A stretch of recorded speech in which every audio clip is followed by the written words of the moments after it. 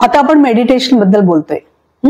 आणि मागच्या वेळेला आपण बघितलं की मेडिटेशनची सुरुवात ही निसर्ग मेडिटेशन पासून करा. म्हणजे आधी त्या निसर्गाचा असा मस्त अनुभव घ्यायला शिका.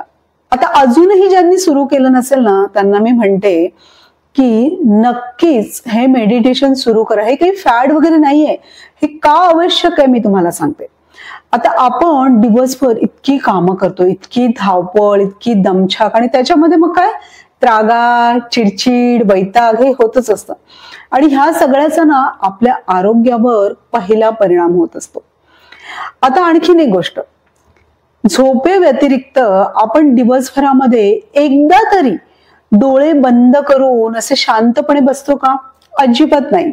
मग ध्यानधारणा म्हणजेच आपल्या मनाला आणि शरीराला जी विश्रांतीची गरज असते ना दिवसभरामध्ये, निदान थोडा वेळ, ती विश्रांती आपल्याला त्या ध्यानधारणेतनं मिळत असते. म्हणून मेडिटेशन आवश्यक आहे. कारण आपण त्या निमित्ताने तरी निदान डोळे बंद करून थोडा वेळ शांत बसतो. तर ही पहिली सुरुवात आहे की डोळे बंद करून शांतपणे बसा आणि मनाला चांगल्या विचारांमध्ये ठेवायचा प्रयत्न करा. आता ही ध्यानधारणेची सवय जर आपण हळूहळू लावून घेतली ना, तर आपण जगाबरोबर जे धावतोय ना, ते धावणं थोडं कमी होईल. म्हणजे सगळे धावतायत पण आपण पण धावतोय आणि काहीतरी मिळवायचा प्रयत्न करतोय, तेही काहीही विचार न करता हे जरा कमी होईल.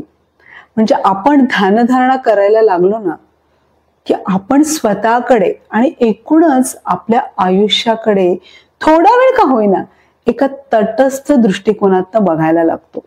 म्हणजे हे आपण आणि हे आपलं आयुष्य असं समोरासमोर आपण ते अनुभवायला लागतो.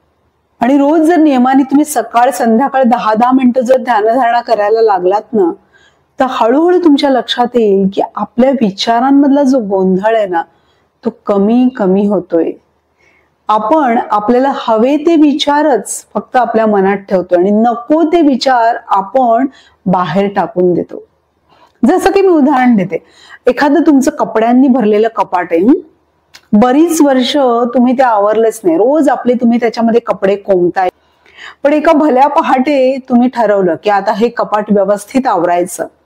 तर आपण सगळं काही एकदाच बाहेर काढणार नाही. आपण काय करू, एक एक खण आवरायला घेऊ आणि त्याच्यामध्ये आपल्याला नको असलेल्या गोष्टी आपण काढून टाकू आणि हव्या असलेल्या गोष्टी व्यवस्थित लावून ठेवू.